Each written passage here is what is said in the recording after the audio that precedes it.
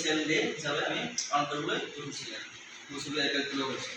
চিকেনছে হৈছে আমাৰ বডিত থকা চেলটো সিহঁতে ক'লে বুজালে চেল আমাৰ গোটেই অংগটো আমি চেলৰ দ্বাৰা হ'ব লাগিব। আমি চেল দি হোৱা আমাৰ চব বডিত কিবা চেল আছে। চেলকেইটা আমাৰ ব্লাডত নাৰ্ভ জোনছত আছে নাৰ্ভত চলাচল কৰি থাকে। নাৰ্ভত চলাচল কৰি গুড চিষ্টেম থাকে চিকেন চেলটো। সেইটো যদি বেয়া হৈ যায় বা বেয়া অলপ ইনফেকশ্যন হয় কিবা হয় তেতিয়াহ'লে সেইটো ভাঙি যায়।